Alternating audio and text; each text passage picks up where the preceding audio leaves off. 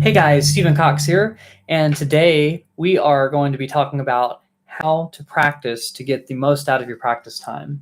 So a lot of times we don't have a lot of practice time, so some people can set aside 30 minutes a day, some people can set aside an hour or two a day, but we don't all have the same amount of practice time. So I'm going to go over that and then what we can do within that, how we should split it up, just to get some things out of that. If you haven't been to the channel before, I make videos like this every week. I go live every Thursday and I release a video every Tuesday. So please subscribe if that's something you're interested in. And let's just go ahead and jump right into it. So first, I think it's really important to start with some sort of warm up. And I know that like for the younger crowd, it's not quite as necessary, but I think even, being 31 right now, it's one of those things where if you don't warm up, you're prone to injuring yourself a little bit easier. You're prone to just not playing your best, kind of tripping over your fingers, just not waking up your hands enough. So I always would suggest starting with a warm-up. So if you have 5 minutes to spare, we're going to base this basically on a 30-minute time schedule. If you have more time, you can spend more on each area, but this is what I would do. So first, probably about the first 5 minutes, I would do some sort of warm-up exercise or warm-up exercises. So if you're just starting out, I would just pick one. And if you've been playing for a while and you can do things kind of at a medium speed, I would do more than one. But the easiest one to start out with, I think, is just the 1, 2, 3, 4 exercise.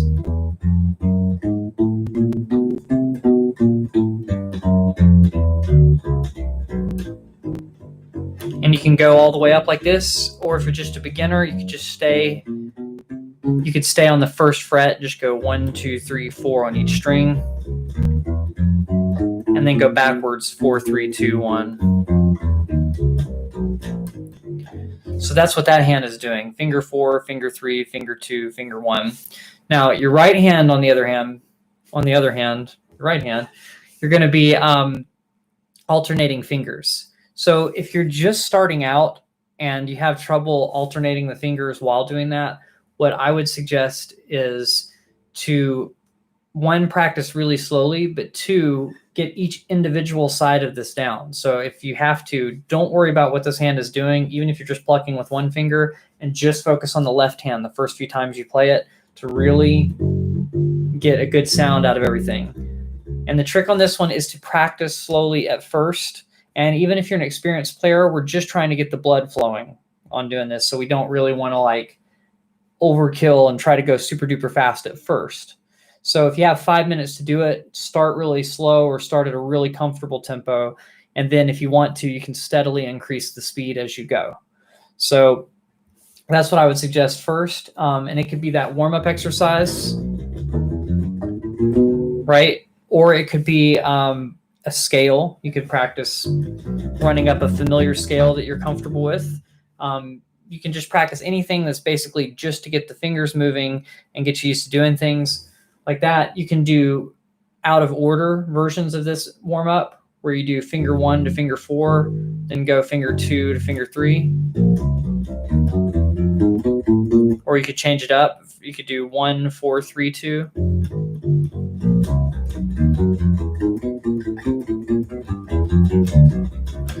So I'm not going into a whole lot of detail on this exercise because I actually have other videos on this. So I have a beginners playlist on my channel. So if you go to my channel, find the beginners playlist and find warm up exercise 1. I talk about a couple of the variations there, and I go more in depth into it. So so that's one idea. And then you start slow, and then the idea is as you gradually warm up, you gradually speed up so that you have about as fast as you can comfortably go. Don't try to go like way overboard, and don't hurt yourself trying to go too fast because this is just a warm up. So you start slow.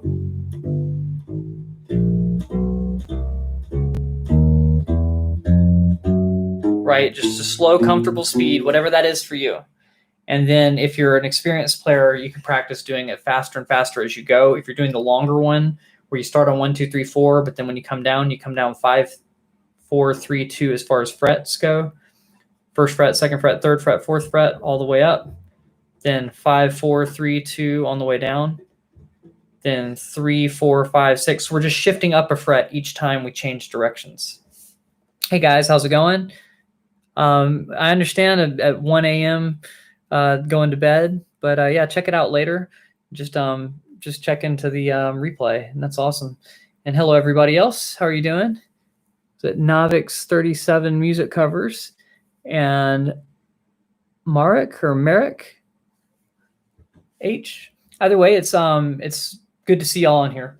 So feel free to say hi in the comments and where you're from, but I'm going to keep going on this. So 5 minutes of warming up, I think, is a great idea. If you're more experienced, you may want to throw in some other warm-ups in there too, like start with that one and then try.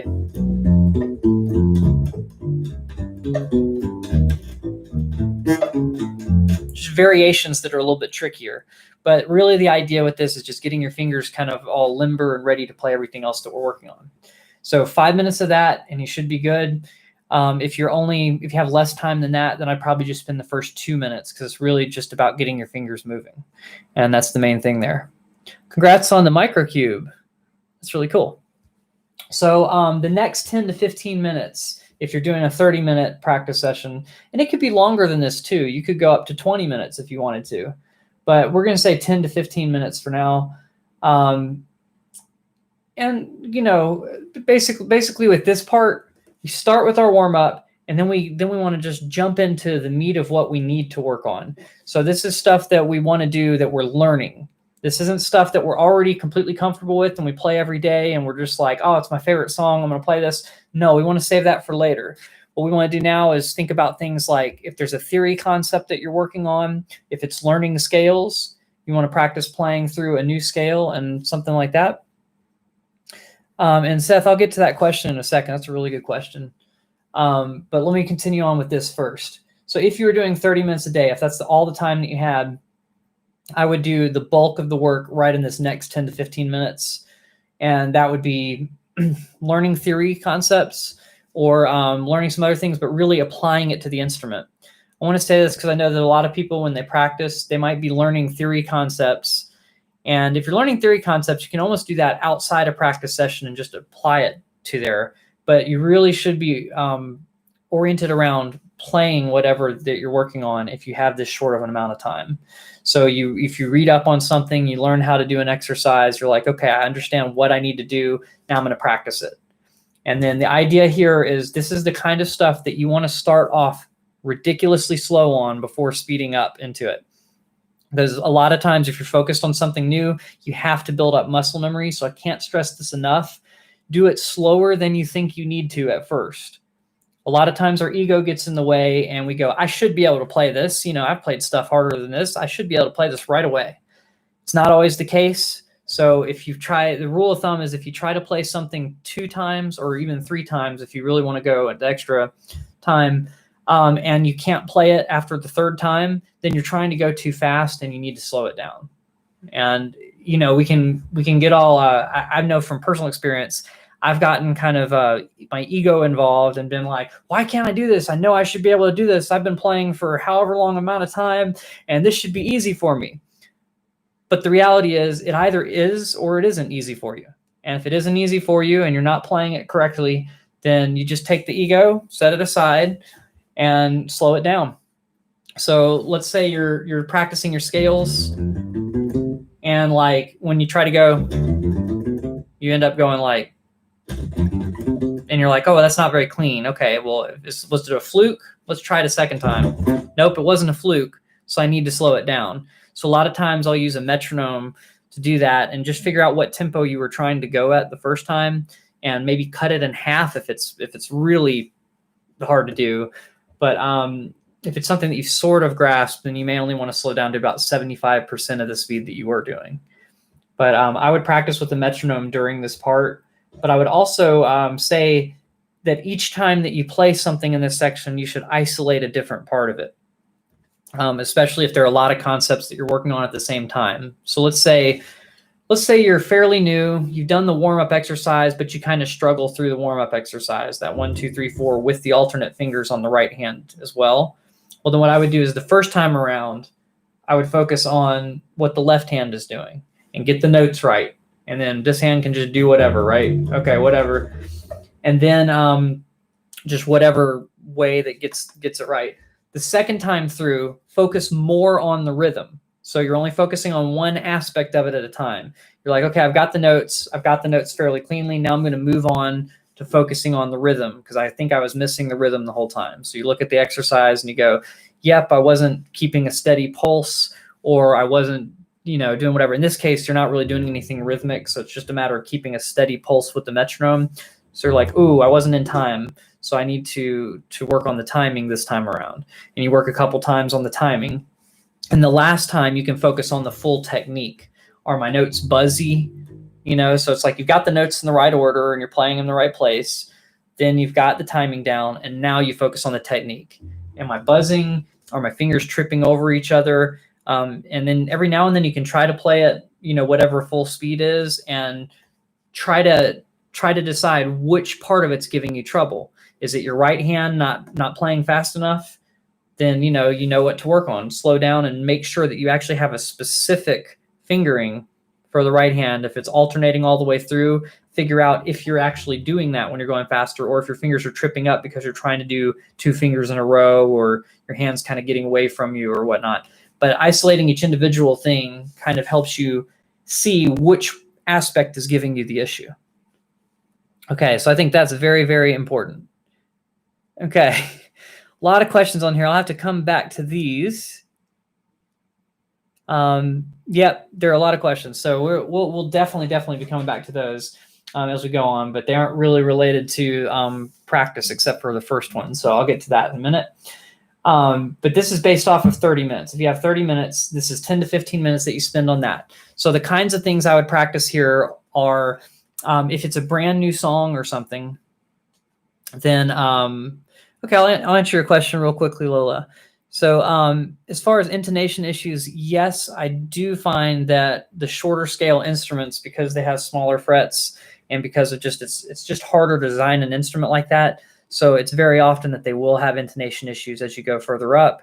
The more expensive ones have less intonation issues because they're usually set up better. So there's a lot of things you can do to fix intonation that I'm not super great at. But one thing you can do is lower the height of the strings if it's not going to rattle and hit. But if you were to be able to do that and basically find a way to lower the action here and here, which I would go through a professional since the pickup's down there. But there are probably some things that you can have done to the bass. I personally wouldn't try them myself unless I'm going to get like an instrument that I'm okay with messing up, since I'm learning how to fix things. But anyway, that's my advice for you. So I'm only giving you that one because you said you're about to go to bed. But we'll keep going. We'll keep going with this. So when you're picking these things, you really want to pick specific things and you want to have a goal with the stuff in here. So like, for instance, if you're like, I'm going to play a major scale, I think you could make the goal more specific if you already have a basic idea of the major scale. This might be like, I want to play the major scale in eighth notes at 120 beats per minute. And you're like, okay, well, what do I have to do to get to that goal? If you're at 60 beats per minute and you're doing quarter notes, that's a big ways away, right? So first, you start where you're at, and you just gradually work up to it. And so you set mini goals, right? So let's say you're playing through, and you're able to play it this fast. I think that's probably eighth notes at 60. So let's say you're able to do that. 1 and 2 and. Well, the first thing you could do if you want to is just test it out. How far away from being able to go full speed are you? And if your fingers are tripping over themselves, go, okay, that's not going to work. So I'm going to go back to 60, play it through. And if I'm nailing it, then I'm going to try speeding it up a little bit, right? So that's 60. So I might go up in increments of 5, 65. And if one of these gives you an issue, if you're having trouble getting through it, stay there until you're able to do it between 2 and 4 times in a row before speeding up. because sometimes it's a fluke that you're able to do it. And you really want to make sure that you're able to do it consistently before you move up to a faster speed, because you're developing muscle memory. You want to develop the muscle memory at the slower speeds, because if you try to do something really fast and you're not sure what's messing you up when you're going quickly, you're going to have to come back to this step anyway. So you might as well just work up to it and occasionally test to see if you can play full speed. And if you're like, nope, still can't do it, come back down to the tempo that you did last and that you were able to get 4 times in a row comfortably, and just keep going that way. So that's a really, really important practice tip applying to this part of the practice session. So you want to pick measurable goals, and then you want to like keep track of where you got to that practice session so that you know where to start the next time. But always, always be improving there when you're doing that. And yep, that is one downside to the U bass, is you do only have a certain number of frets to deal with. So you may want to figure out how to move stuff down an octave. That could be something that you could do in practice. And then, you can practice theoretical concepts in addition to practicing the playing aspects. So you got to decide what you're doing for the day. If I had an hour, I would add theory kinds of stuff that's not really about playing technically into this. But if you were to split that up here, I'd do like 5 minutes on the theory portion where you're not actually playing it, but you're just doing the conceptual kinds of things. And then about 10 minutes. So it's like 1/3 of the time, however much time you're allotting for this, should be just kind of figuring stuff out. And then the rest should be applying it to the instrument. Unless you're having a lot of trouble with the concept, in which case you may just want to practice longer, or you may want to think about the concept without the bass and just try to visualize the concept when you're doing something else, when you find yourself with some downtime. If you only have 30 minutes at a time actually with your bass, then you don't really want to dig in too much with that. So these things are progress-based stuff, so you can measure them. They're measurable goals. And you keep track of this stuff, and then you decide what your goal is. And once you accomplish that goal, move on to something else, or decide what your goal is for that day. And if you go, okay, well, with the scales, last week I could play them at 60. This week I just want to be able to play them at 65 or 70.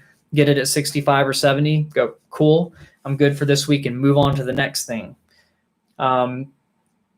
But I wouldn't overload yourself here. I wouldn't try to learn everything under the sun in one day if you only have 30 minutes. But I would do a little bit of theory here, a little bit of stuff like that. And then maybe if you have to learn a song or something for somebody and you know that it's a challenging song, I would throw that in here too and approach it the same way. Take it in small chunks. So if you have a song that's 2 minutes long, take the first 10 seconds of that song, or whatever the first couple of phrases of the song is, and work that out and practice it once again, maybe half speed or something if it's a hard song, and then slowly work your way up to full speed. And you can figure out the tempos of songs usually by searching, the song name and then tempo, or the song name and BPM on Google. And usually that'll give you what it is. And then you can figure out what to punch into your metronome that way. All right. So that being said, that's what I would do. I'd put the challenging stuff there, maybe part of it on theory and theoretical concepts and scales and things like that, and part of it on new songs that you're learning. And then at the very end of the lessons, that's probably a good 20-minute chunk of what I would do. And then so we're 25 minutes into the 30 minutes that we've allotted. The last 5 minutes, I would play whatever you want to that motivates you to keep playing. So this could be your favorite song, right? So if you like a particular song and you've played it a billion times in a row and you just absolutely love that song, then play that, just to remind yourself that you're not only playing bass as like a challenging concept thing, but sometimes you're playing things for fun as well. So that's what I'd do with the last 5 minutes of the lesson, is reward yourself for putting in the hard time all the way through. Okay, so that's if you have 30 minutes. If you had an hour, how would I change this? I'd probably do a few more things on the warm-ups and probably lump, if you're devoting an hour, you'll probably get pretty far with these. I'd probably lump one of the scales in with the warm-up section. So you have like a warm-up routine maybe instead of just one. So I would do stuff like that when I first pick up the U-bass. Then after I do the warm-up, and I usually go all the way up to 12th fret, Then, I'll do one of the other warm-ups.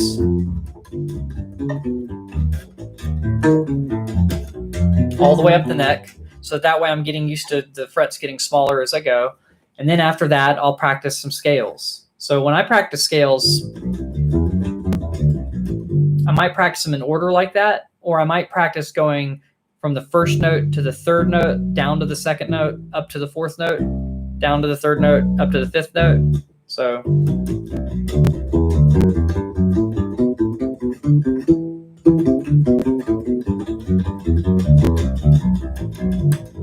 I do things like that because a lot of times in music we'll be skipping over notes and coming back. Another thing I like to do is go up 3 notes. So go first, second, third, and then back to the second, third, fourth note of the scale, third, fourth, fifth. Because those are kind of melodic things that'll happen on the way down. So you can do that kind of thing. And then you can go up 4 notes and then down to 2. So whoops. So it's good to do those kinds of things because it gets your brain to be more familiar with a scale than otherwise. So that's the kind of things I would do in the first 5 minutes. And then for me, if I were to do an hour, I'd probably split it up into techniques and concepts versus songs, unless I have a gig that week, in which case I'd probably just spend the rest of the time working on listening to songs, charting them out, and then making sure I can actually play the lines in addition. So I use my ear to pick out the notes. Basically, like I might listen to it and go, okay, the first note's C. Now that I know that, I'm going to use my ear to hear the root, fifth, third octave and write it all down and double check my work by playing through it.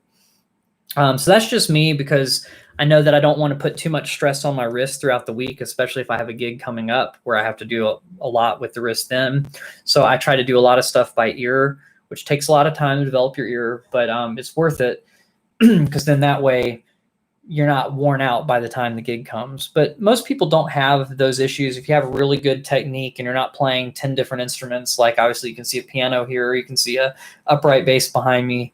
If your technique's really good on the instrument that you're doing, you probably won't injure yourself unless you're playing way too many hours in a row or something. But yeah, from there I would work on songs for a while. And once again, I'd practice them slowly if it's hard, but if it's fast, I just kind of use my ear to do that. Oh, thanks for hanging out.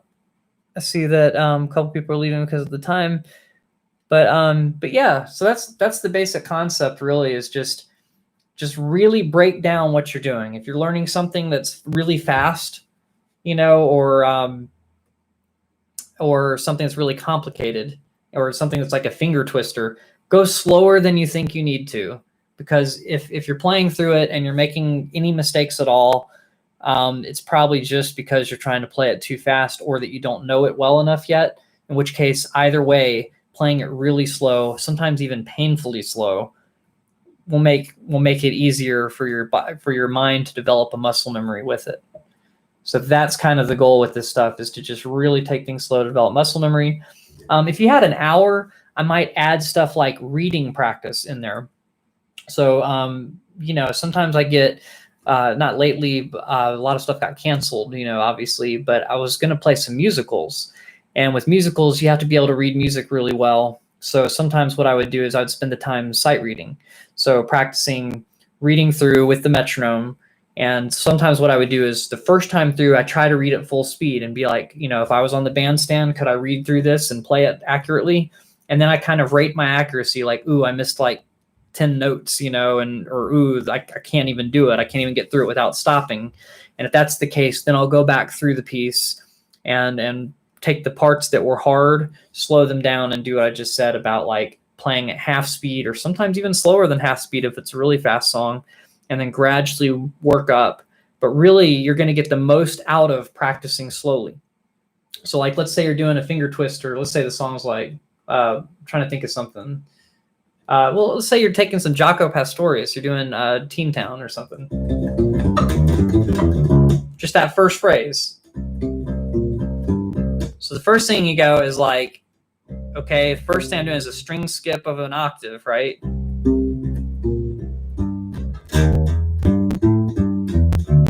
So then I have to figure out, okay, what fingers would work best for me. On the U bass, it might be the ring finger. On the full-scale electric bass, it might be different. So there have been several times where I've had to learn a song slightly differently based on which instrument I'm playing too. So you might have different fingerings for the U bass versus the electric bass.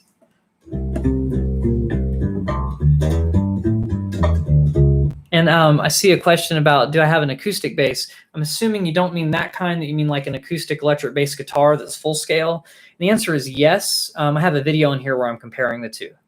So yes on that. Oh, that's cool. Yeah, I was in a band once where I had to tune BEAD because it was a metal band, and I didn't last long in there. It wasn't really a good fit for me, playing really, really low metal like that. But yeah, you can tune down to BEAD. Sometimes you want to get thicker strings to do that. Maybe buying a 5-string pack and just using those 4. But anyway, we'll keep going. So so with like that Teen Town riff.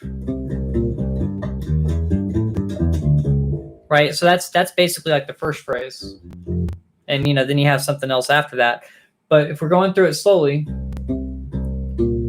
that was the hard part for me.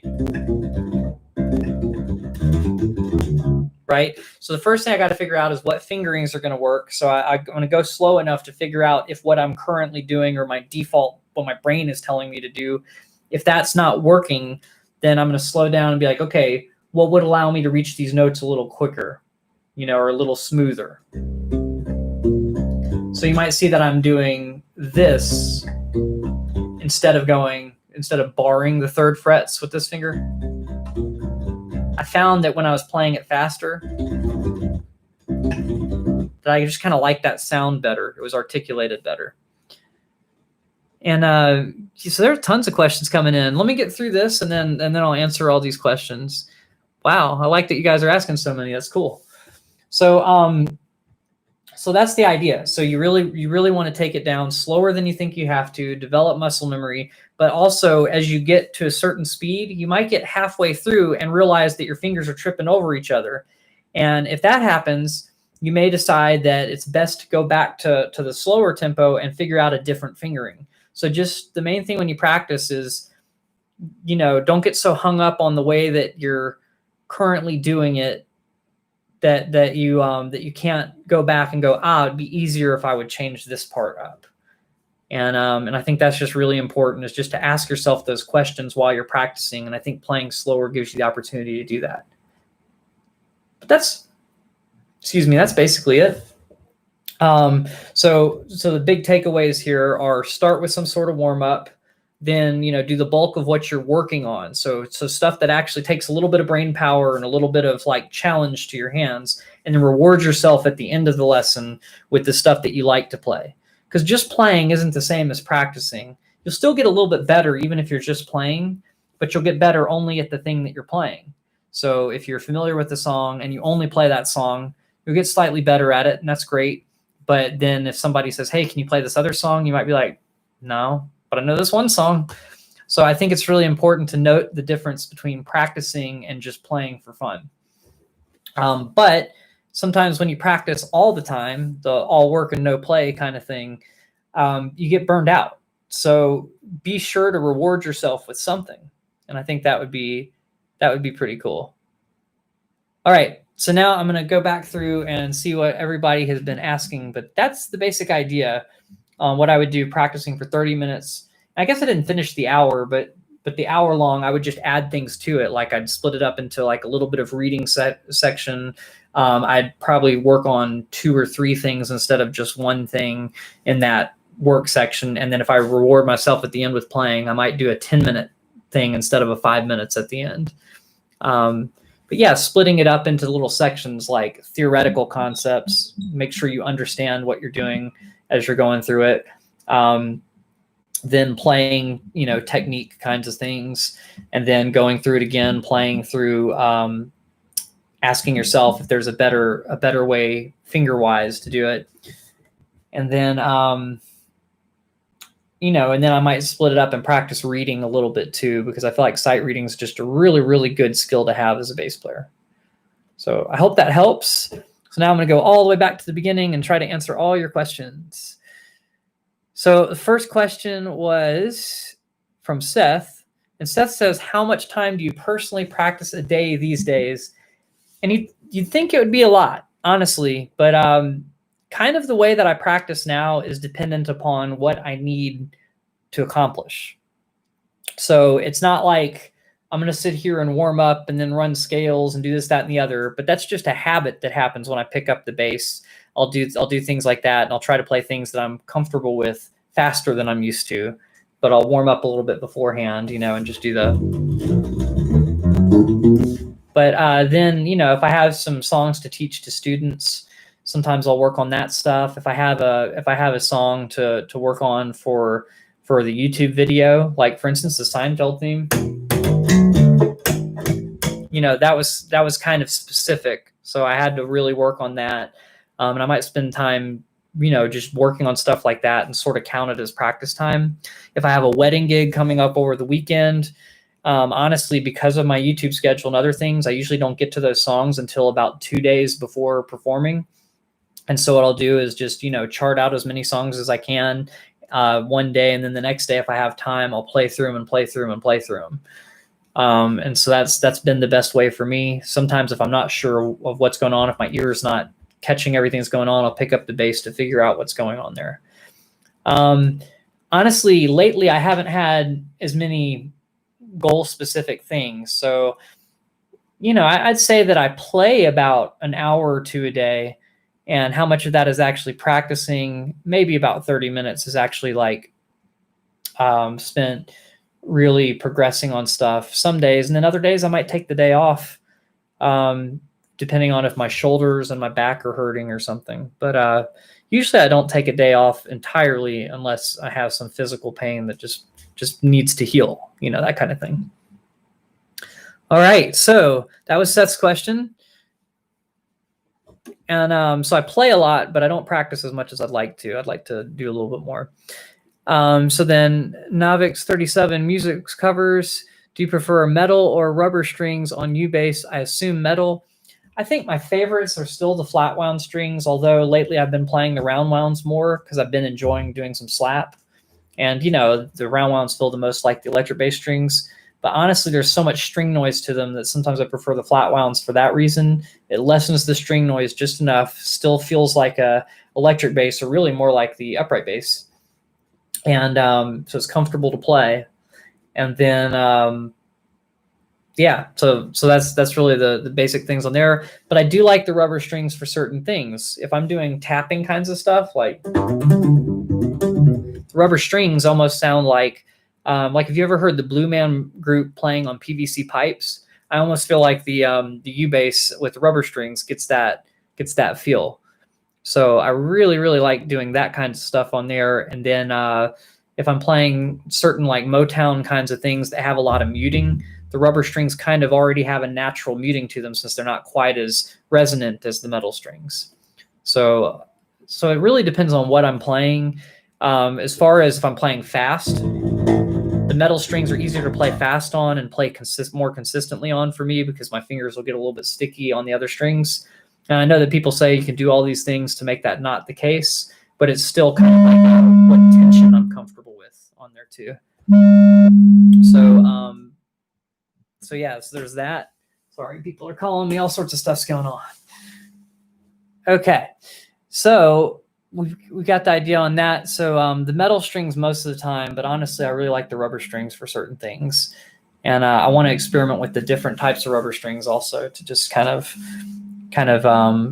utilize that sound more and figure out how to get as little string noise while doing that, and figuring out which strings give me the tone that I like the best. Okay, so with Lola, I already answered the intonation question. Yes, most of the time the intonation does get worse with the U-bass as you go up. You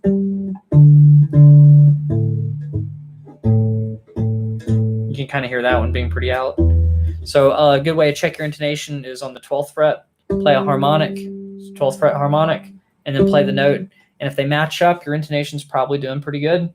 If they don't match up, then, That kind of tells you. You could also have your tuner on, and just when your string's in tune, see how often the notes are right in tune and how far off they get as you go. But yes, it's a common problem, and a lot of times that's because we have to have the action so high to avoid the, especially on the rubber or polyurethane strings, we have to have the action so high that when you're pushing down, it's actually making the string go sharp.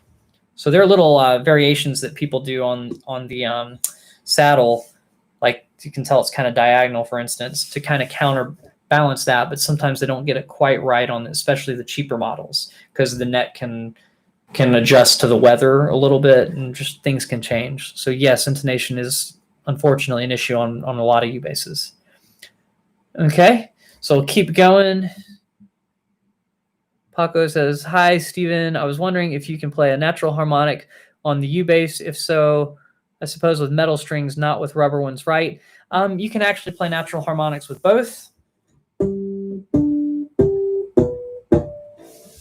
And you're probably not going to be able to hear this one as well since it's not plugged in, but I have it handy.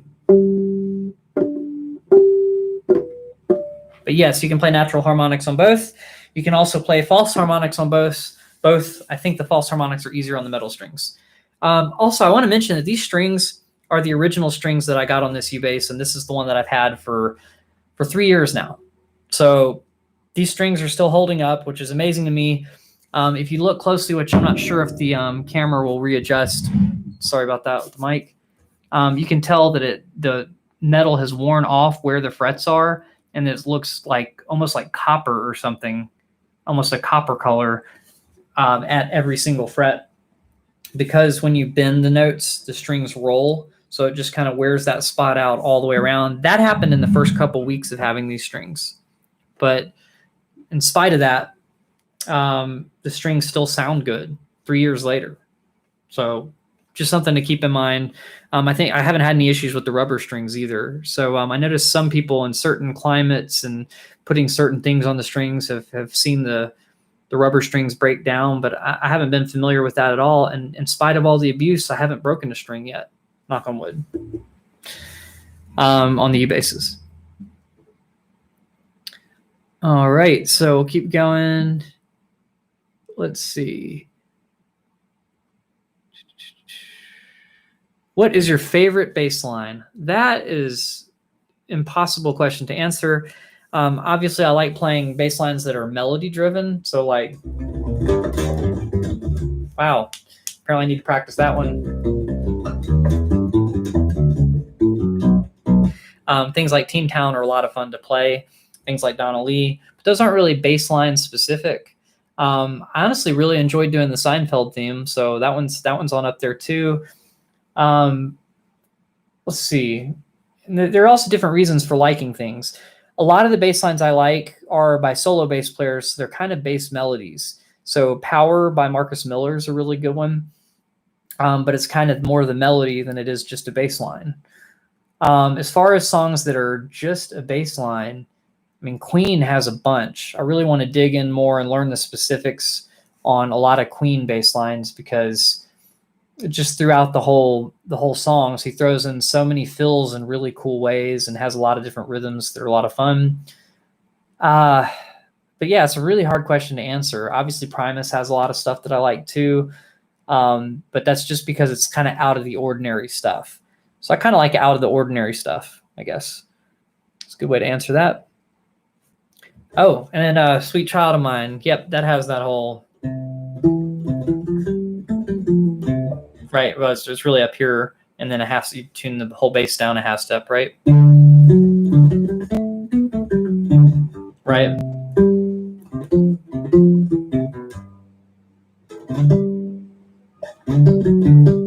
So that's not entirely, there's like one or two notes that I did a little bit differently than he does, but you get the idea. Yeah, it's a melody, so it's just a little bit harder to do than just a typical bass line. But when you get into the bass line part, something like that. What I would suggest there, and this kind of goes along with the practice thing, is practice the groove first, which is just...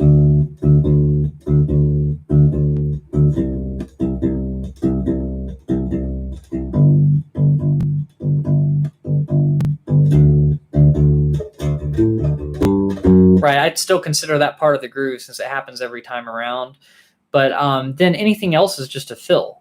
So you're learning specific fills, and you can decide to throw them in exactly where he does, or you can do them in different spots. I almost feel like he improvised where he did certain fills in there. But if you're talking about that intro melody line, yep, it's kind of tricky, and it takes really knowing the rhythm and really just being accurate with the hands. But that's a really good line and a really good one to learn. All right.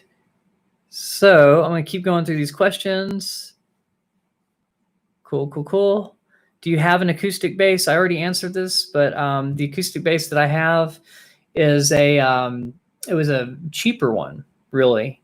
And I have a video on here. If you search acoustic bass versus U-bass, you'll see a video that uses that one. It's a black U-bass, or not U-bass, sorry, acoustic bass that's just monstrously big. And honestly, I'm probably going to sell it pretty soon because, you know, the only advantage to it is that it's louder. It projects louder. So if I was playing around a campfire a whole bunch, I'd probably rather have that than a U-bass.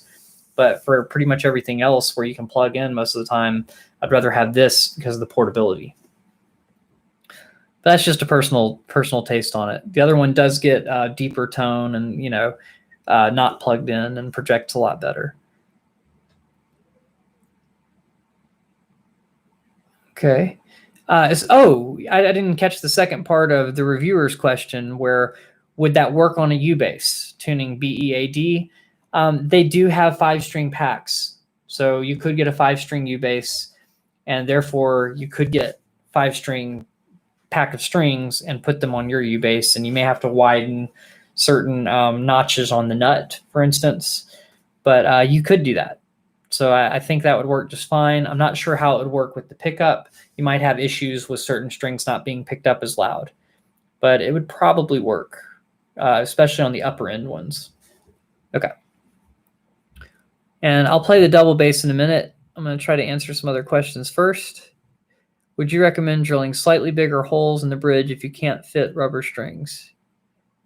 Well, I mean, you might have to. I wouldn't recommend either way. I would recommend going to a professional, and if they do it, then at least you can be like, hey, you messed it up. Make us right, you know. Whereas if you do it, you have to figure out how to make it right.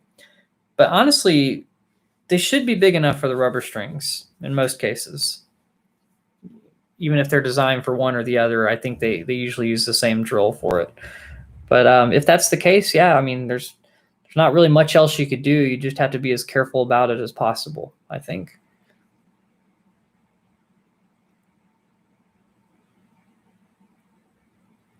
Very cool. Yeah, as far as the Sweet Child of Mine thing, just keep working at it. It's a little tough, but it's not super duper tough. I'm glad it's that song and not something harder.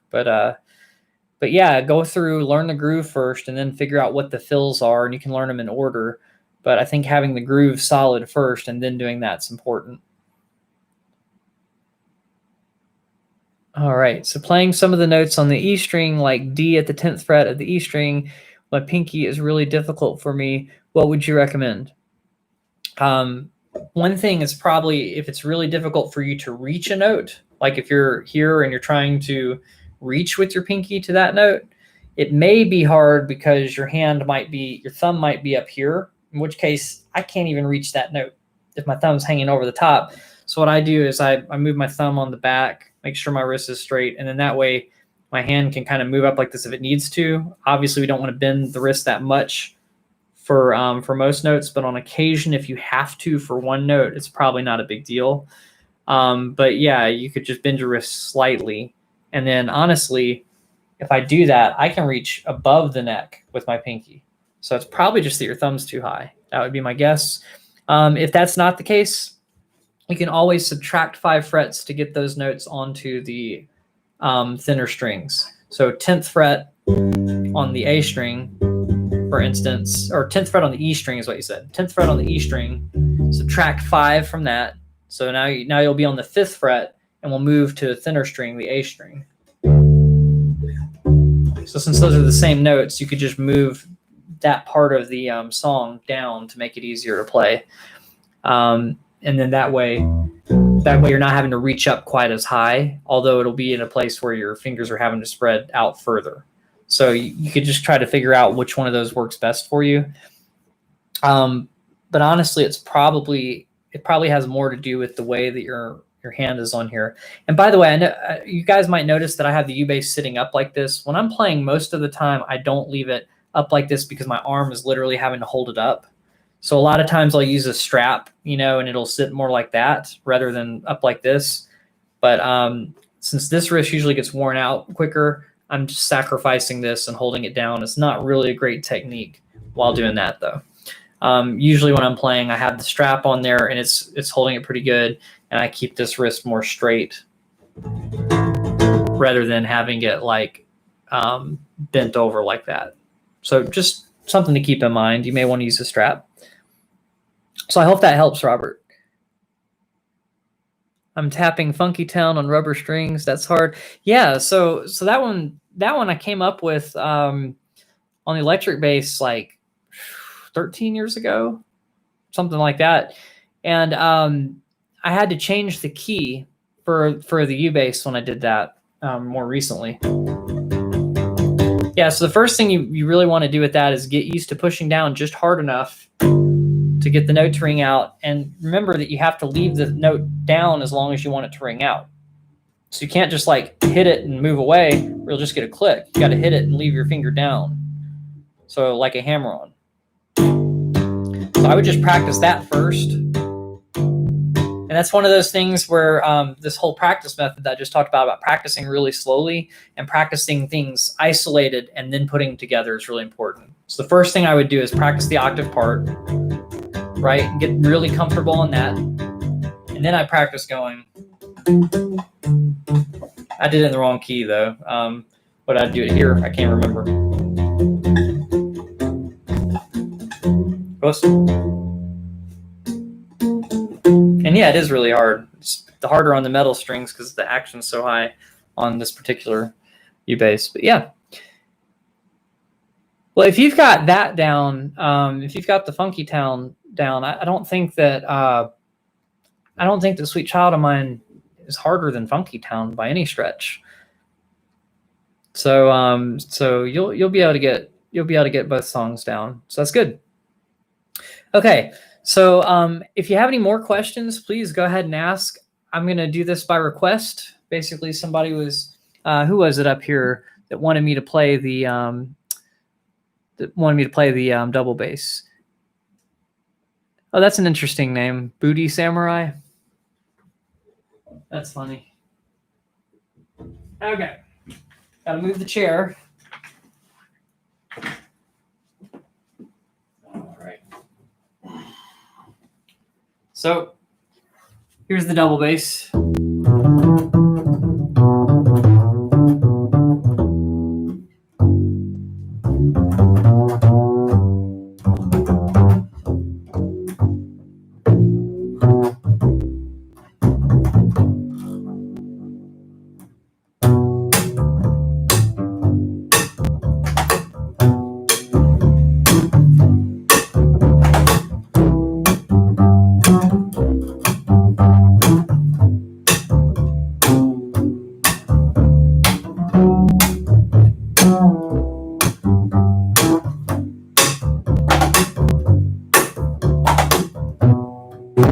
Idea. So that's the double bass. And sometimes things that I don't get to do on the U bass very often, except that one time that I did it on the flat wounds. You can use the bow on the flat wounds, but it's really hard to get just the string that you want to.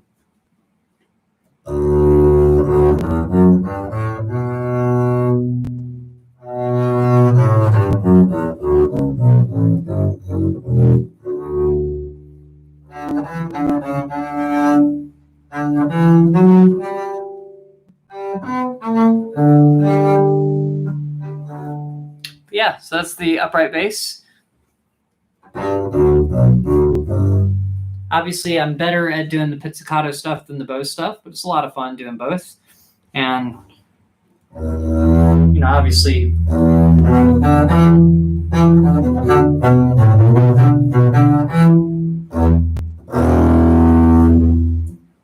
So that's kind of fun on there.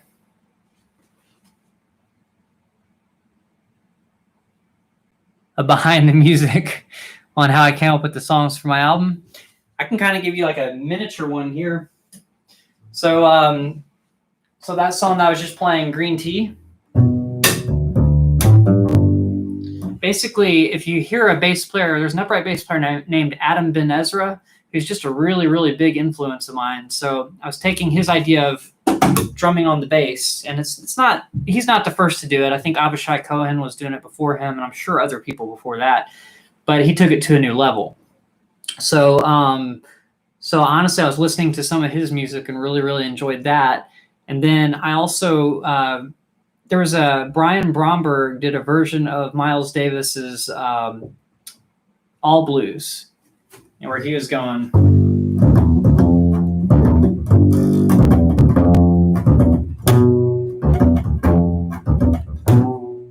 You know, so that's what gave me the idea to do tenths to get that first chord of the melody.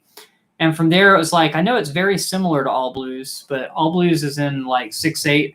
But the idea of it being a 12-bar blues kind of feel, I decided to do a 12-bar blues using tenths to do the melody, using harmonics here and there, and then just combining what Adam Ben Ezra does with the ideas that I got from Brian Bromberg's version of All Blues, and then making my own melody. And I decided to keep everything diatonic, which means I'm in G major the entire time, not doing really any chromatic stuff, except the one exception.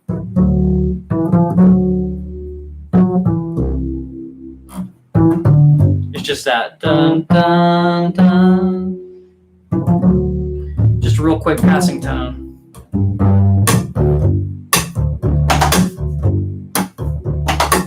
So then what I'm doing here is I'm playing the note, boom, boom, boom. You know, so I've got note, slap, pluck, pluck. So what I would do to practice this is just practice doing that first. Just note, slap, pluck, pluck, slap, note, slap, pluck, pluck, slap. And then what I would do is add the bass line into it so that you're plucking on the right strings and just slapping across all four of them.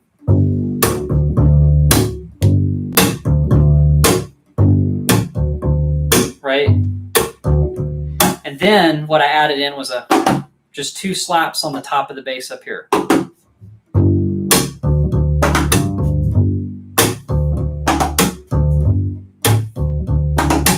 And so that's kind of what gave me the groove, and then I just kind of worked on that where I came up with the melody without having that backbeat and without having the rhythm behind it, and then put it all together. So a little behind the scenes on that one. I'm not sure on transitions. I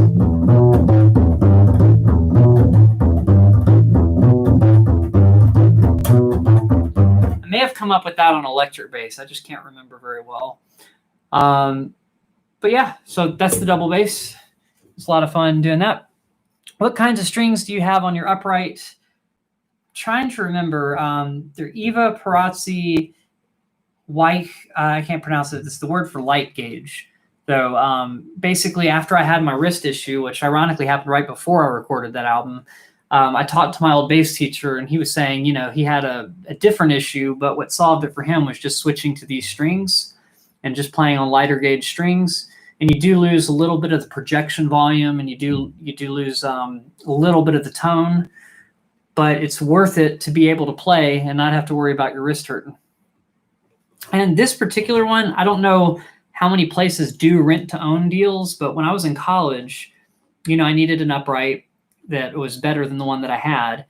And they told me there was a store that lets you rent to own them. And at the time, it was $100 a month for 2 years. So that's what I got here. And then I ended up playing that. I Want You Back, but on the upright. Oh, that would hurt. Let's see. Let's see. So I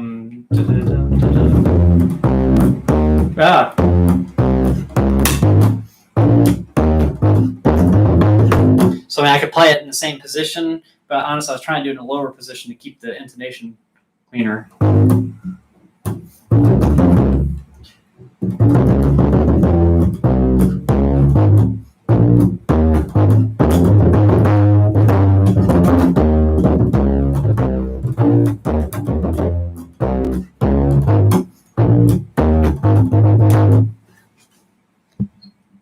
Oh, I'm not sure. I can imitate Mr. Crinkle. I don't know if I can play it.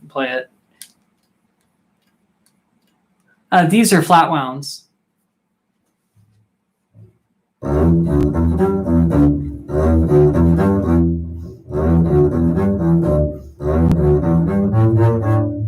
So something like that. But there's there's my attempt at Mr. Crinkle. I don't know. What else do we have? Let's see. But yeah, they're flat wound strings. They're smooth all the way down. They do make round wounds for upright though.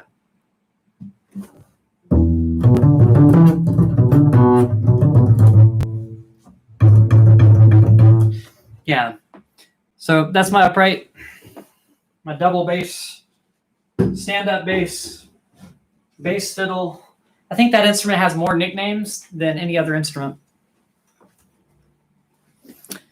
That's the idea. But another thing to keep in mind when you're practicing is like what I was saying there about the wrist issue and about all sorts of other things. What I found was with upright bass, sometimes I would have bad technique, right? And so I started getting some wrist pain here and this side of my hand, basically. And a lot of it was because I was squeezing too much on the upright. So the reason I stress it on every instrument is because of that wrist injury that I had. So you try to keep your wrist straight. You don't squeeze into the notes. You pull with your shoulder. You pull the note into the fretboard or fingerboard on the upright. So that's the idea. Yep, and then the gut strings. So gut strings is basically what I think happened to influence these strings. I feel like the history of the U-bass, which was probably someone thinking about the way gut strings feel, and then they created those rubber strings and did that. On upright, I have played using gut strings, and I didn't like them because they vibrate wider, just like the rubber strings do here. So the action on an upright with gut strings, you need them like, I don't know, this far off the fingerboard, which to me made it really uncomfortable to play. Even though they're guts, they're easier to push down. You know, the material's way easier to push down.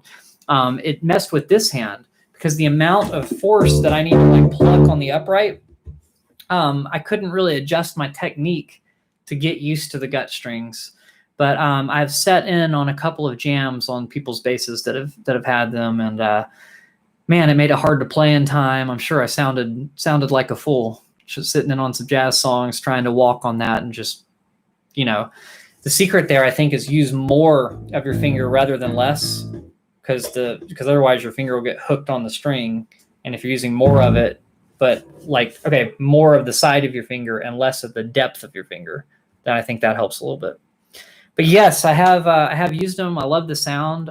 Paul Chambers sounds really cool playing with those gut strings, but yeah, they just weren't for me. Although that is what the rubber strings I feel like were influenced by, and the Ashbury basses came out before the U basses. I almost feel like that was probably the idea there with those strings as well. Sterling made in Mexico, nice. Once they pay off this bass, I've been thinking of how cool it will be to have a U bass. Very cool. Congrats on the Sterling, Brandon. That's an awesome bass. And yeah, that's a great bass to learn on, especially if you like Red Hot Chili Peppers. You can get a lot of the sounds that Flea has on that early stuff on there. So that's a really good one. I'm going to play the keyboard. Give me 1 second. Let's see what's going on. Rocket Scribble says, I think I've got a really bad habit with the whole squeezing the notes. How did you retain yourself into pulling? Or retrain, not retain. Retrain yourself into pulling. So are you talking about on double bass or are you talking about on the U bass? It kind of doesn't matter either way, but I'm just curious because on upright bass it can cause an injury a lot quicker than on U bass. So like if you're squeezing on U bass, you know, it'll take a lot longer for that to be an issue. But at the same time, fix it now, so it's never an issue. So how long did it take me to retrain doing that? I mean, honestly, it's something that you throw into your practicing. So with that practice stuff, spend a little bit of time on technique. And what I would do first is try playing without the thumb on the back. So figure out how to hold the bass steady. If you have a strap, that helps. For me right now, I'm I'm mostly holding it with this arm, and then a tiny bit with, you know, maybe the hand a little bit, but like mostly pulling it back against me is keeping it from going down too. So take your thumb off of there and try to play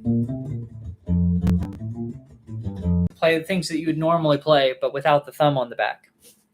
And so that's what I'd kind of recommend. The hardest thing is stabilizing the instrument, but yeah, try playing without the thumb on the back, and then slowly add it back in. And I think you'll retrain yourself pretty quickly to do that. The other thing is just constantly when you're playing, you know, at the end of something, ask yourself, did I relax enough? Could my hand have been relaxed more? And you know that you're squeezing if you get a pain here. I think squeezing kind of hurts there too, in addition to what it did to me. It might not have just been from squeezing. That might have just been from like my wrist going like this unintentionally without me thinking about it while my hands spread out playing the upright bass. But that's a different story. But sometimes you will get a little bit of tension in this area if you're squeezing too much. But the other thing is, if you are squeezing, just remember that you don't have to push down that hard with the U bass. So you should really never be like squeezing too hard anyway there. Even with the metal strings, it doesn't take a super amount of effort. Figure out what the least amount of effort that you can while doing that is. But that's my trick for learning how to do that without squeezing, is try playing without the thumb on the back. I say it's my trick, but I picked it up from somewhere online. I just can't remember who it was from. But that's what I'd recommend with that. All right, so keyboard. Let's see. And feel free to ask more questions. I'm just going to switch over real quick. Let me turn the volume down on this. And I got to figure out if I can plug in the keyboard. Which one of these lights am I not using? That one.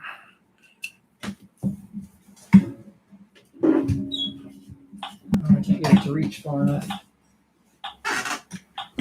All right, got a nice little metronome going so I can play in time. Oh, man. So close.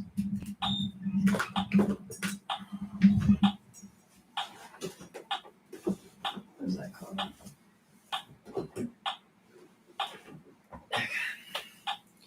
Let me turn that metronome off for you guys. And I'll try to bring the keyboard into the shot a little bit more. Let's see what we can do.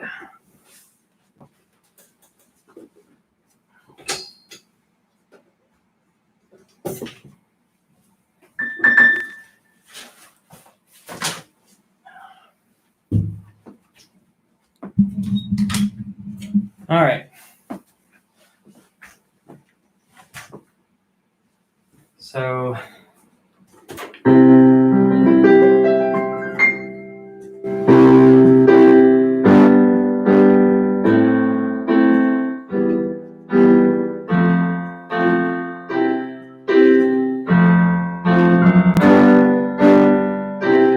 obviously simple stuff like canon, that's canon in C. I was cheating a little bit there, making it easier for me. Some of my songs.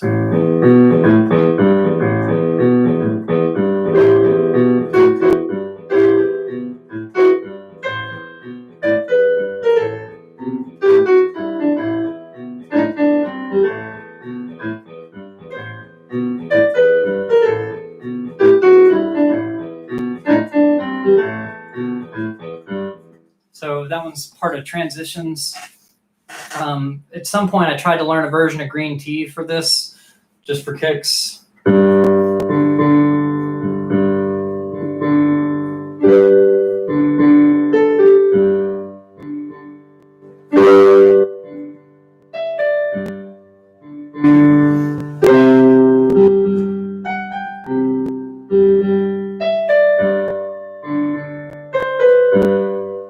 Very simple version.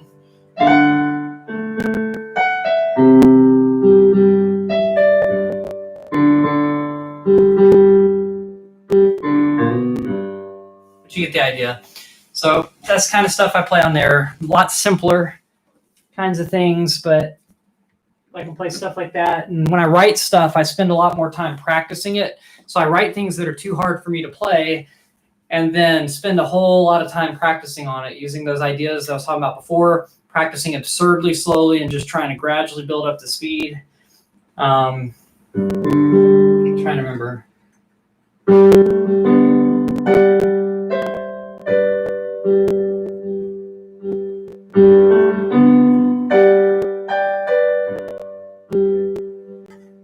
I can't remember the rest of it, but yeah, just stuff that uses more of the keyboard. Sometimes I have to spend more time on that kind of stuff and just really work at it.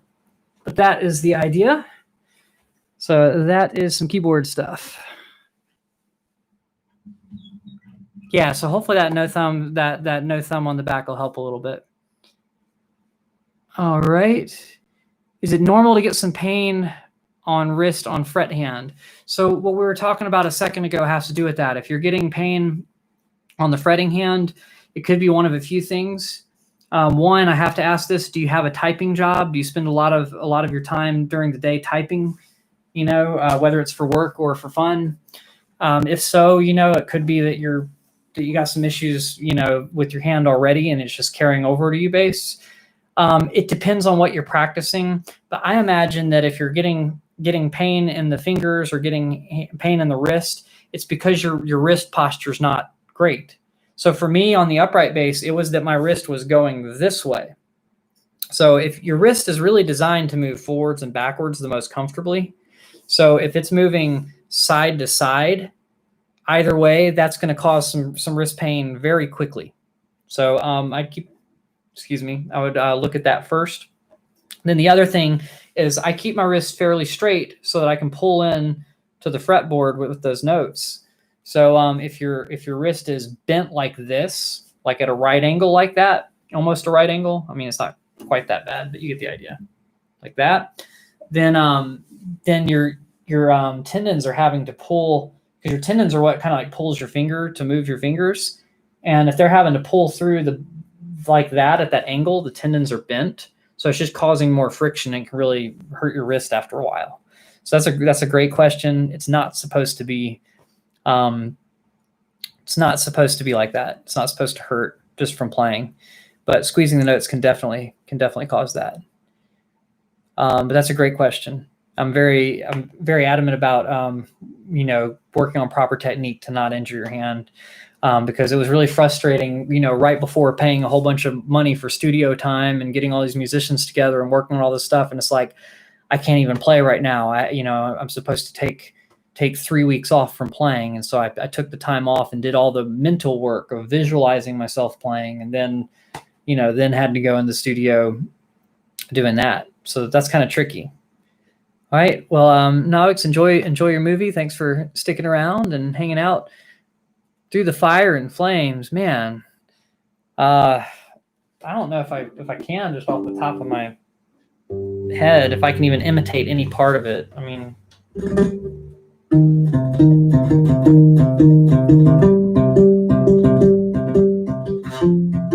there's that part. So I don't think I can play fast enough to do it.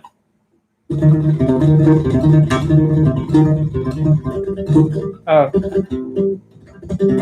I could cheat and use a pick or something. That might be the easiest way. Maybe my thumb.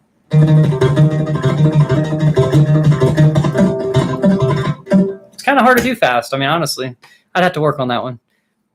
How many hours a day do a person at your level practices? Before my last layoff week, I was doing an hour a day. Now I have not touched it in a while due to having my world turned upside down. I feel sorry for you, Brandon. I know it's really tricky right now with everything going on. I think I was doing somewhere around an hour a day when I was seriously practicing and stuff too.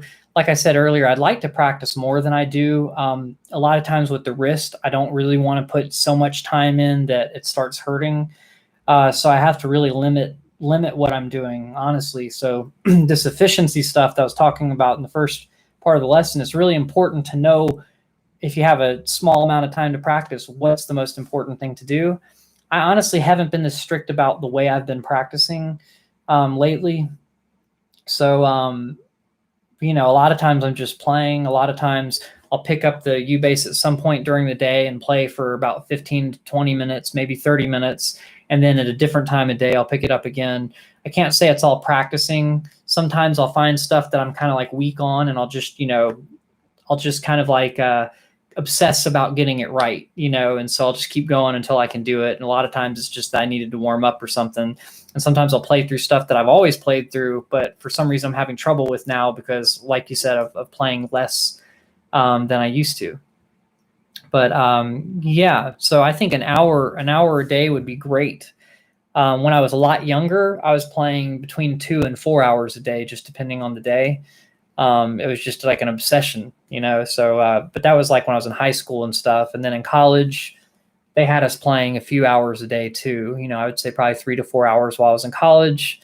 Then I burned out at some point and played a little bit less. But if I have like a week where I have to learn songs for a gig, I'll play a lot more during the days on that. But it's not really practice, you know what I mean? It's learning songs, but those songs, bass lines aren't like super duper crazy, right?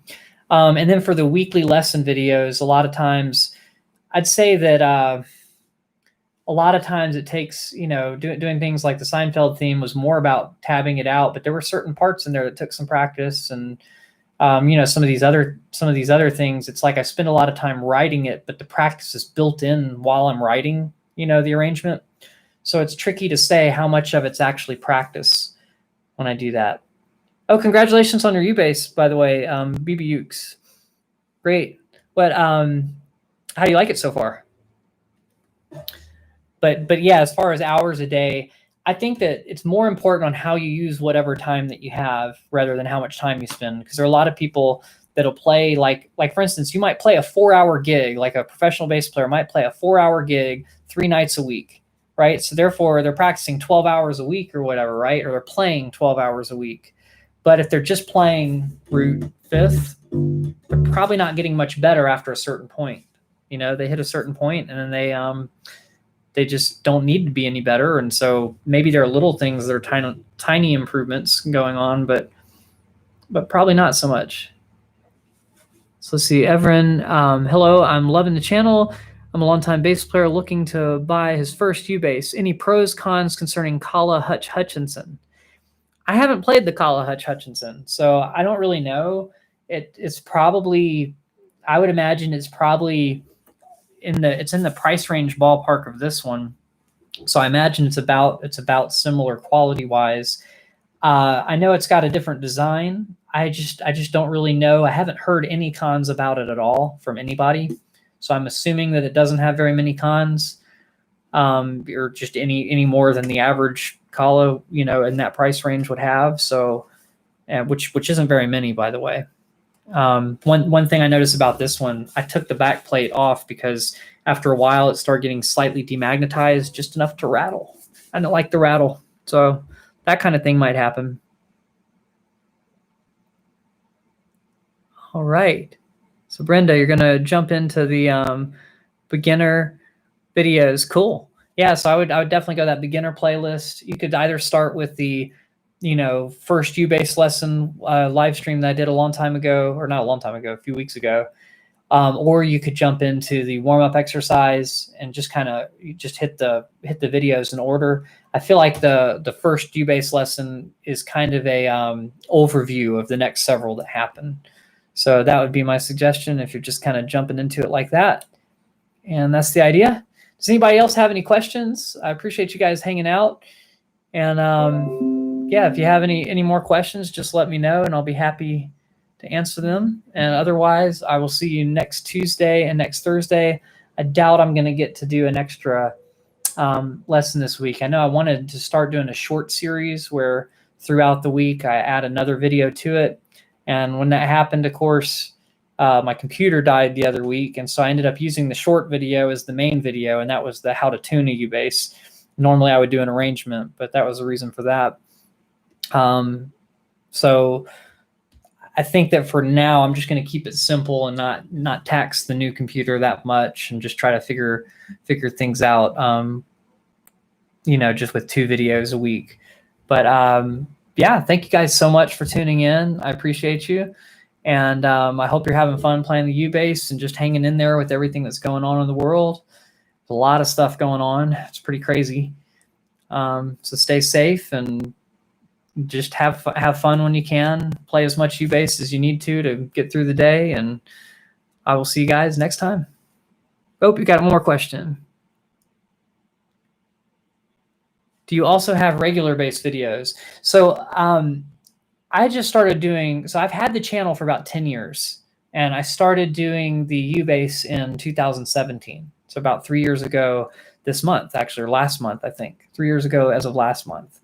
So everything before that is just going to be on electric bass, but I didn't do as many lessons. So you might find a couple from a long time ago, and there are some really cringy videos that you could look at, but most of them aren't like tutorial videos or anything, except for the first few.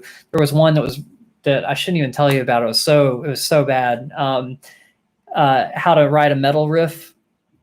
That one was just really, really rough. But if you go through my channel and you go through the videos in order, you could do oldest to newest instead of newest to oldest, and you'll see some of those videos. A lot of them are just performance stuff. They're not tabs and everything. But yeah, that metal one, I was as nerdy as I could possibly look. So I had a shirt that said "Walk the Bass," and it has a guy with it was just really notoriously bad and pretty funny. And I got a lot of hate comments on that one. But if you want to laugh, it's still up.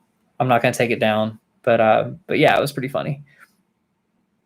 Yeah, a three year anniversary of the U-bass. So that's pretty cool. And that means a 3-year anniversary of these strings. So if you're wondering how well the round wounds hold up, if that's ever a question that anybody has, I'm still using them. I still feel like they're fine. They're a little more dead, but honestly, that just means less string noise. So that's the idea. All right. So yeah, if you check it out, just go easy on me. Just know that that one was almost 10 years ago, or maybe over 10 years ago. I'm not sure yet. I'd have to go back and check it. But yeah, I think I was 21 at the time. It was pretty rough. It was pretty bad. So yeah, if you want to laugh, watch that one. There's some other ones around it. The quality is just so much lower. I just didn't have a good camera back then and everything. So what about the life of normal rubber strings? I mean, I feel like this is like 1.5 years old or something. I'm not sure, but I don't feel like they're dead or anything. I don't feel like the Thunder Guts go bad. I don't really know, but I haven't had any issues with them at all. And sometimes I abuse that bass. Sometimes it gets put in the trunk on a hot day. Oops. And sometimes it gets accidentally left in there, on a hot day. And sometimes it same thing in the winter on a cold day. So none of those things have affected the strings too much. They have affected the buzzing on certain frets, and I've had to do some truss rod adjustments because of my negligence of it. So don't leave your instruments in a trunk. But yeah. All right. Yeah. So go easy on me if you do that. And I don't know, the comments on YouTube used to respond in a different way. So they're all out of order. So you might see some responses that don't make sense. Just disregard all that. Watch the video if you want to laugh. I almost sound like I'm talking down on metal in the video, and I wasn't intending to do that. I was just saying, here's a simple way to get started writing metal riffs, not here's a way to make the most insane riff you've ever heard in your life or something. It was just like starting. But yeah, it's a little cringy. Daniel Cox, this is crazy. I found your old videos because I ordered a U-bass to come in tomorrow, and now you're live. Yep. Well, cool. Awesome. Well, thanks for checking it out. And which U-bass did you order? Which model? But thanks for tuning in, Daniel. Appreciate it. And good luck, everybody, if you sit through that video. But yeah, so far, all the strings that I've had, they last a pretty long time. I haven't noticed any of them feeling really like dead. I mean, obviously, if I can still get that harmonic out of this, then they're still ringing out pretty well. So that's just kind of good to know. But yeah, thanks everybody for tuning in, and I appreciate you guys for helping to support the channel. Ooh, the ebony fretless. I've been thinking about getting that one, honestly. That one sounds really cool. I've had a lot of people asking about fretless videos too, and I was thinking about putting the flat wounds on it, but that would be cool. Can you put the regular strings as well? I'm not quite sure if I follow the question. Can I put them as well? Put them on what? Or pull them, put them something on any U bass? You can change the strings out. It's just sometimes the grooves on the nut aren't wide enough for certain strings. But yeah, you can put round wounds, flat wounds, and and the rubber strings on any U bass. You just might have to replace the nut, so you might have to get the one that's more adjusted for that, unless you want to file it down in certain cases. That might work. But yeah, I think all three should work. These are the round wounds. But yeah, so the round wounds are the regular strings, like normal electric bass strings. But these are designed for these instruments. So don't go taking electric bass strings and putting them on here, because electric bass strings have a metal core, and they'd probably just have too much tension to put on this one. How much did I pay for the strings, for the bass, for having I never replaced the nut, so I don't really have a answer for that. It's funny you say college should sponsor me. I'm a little worried that if they did sponsor me, then I couldn't do reviews of the other instruments. But honestly, I was at NAMM the other time, and I'm going to cover up his contact information. But the president of Kala gave me his card, so I have a way to contact him. I just kind of haven't followed up on that, so I might do that eventually. But yeah. Maybe they should. Maybe they will. Do you prefer the round wounds or the rubber more? Also, have you tried Thunder Reds? I've yet to try the Thunder Reds. They're the only ones that I've seen a picture of, or a video that it was a picture that somebody posted of them kind of like degrading over time. I'm not sure if they treated the strings with something, to reduce friction or whatever, but the Thunder Reds are the only ones that I've ever seen deteriorate at all. Actually, that's not true. The Pahoe Hoey, I think they don't last quite as long as the Thunder Guts either. But it's probably weird weather climates or weird situations that would cause them to do that, because I think all the strings last pretty well. I'd like to try the Thunder Reds, though. I just haven't yet. The round wounds or the rubber, that's tough. The round wounds have so much string noise is the thing that I don't like about them. I've done a video comparing these two. And I had a friend that has this exact model with the rubber strings. So there's one just comparing these two and telling you all the pros and cons. So you could check that video out. I prefer this one for slap. I prefer this one for certain harmonics ring out better on it.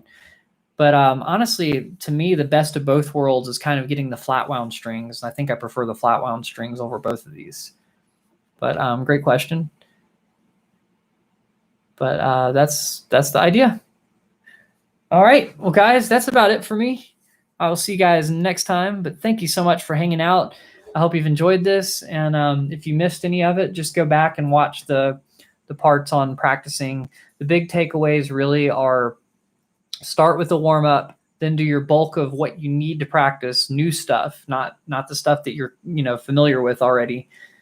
Stuff that really challenges you in some way in the middle, and do the bulk of the lesson there. And then at the end, you want to do a short little bit of stuff that's just for you, just for fun.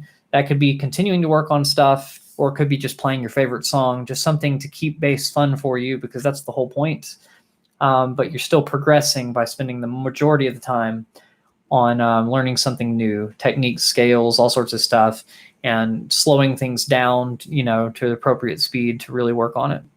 But thanks for tuning in, and I will see you guys next week. Bye for now.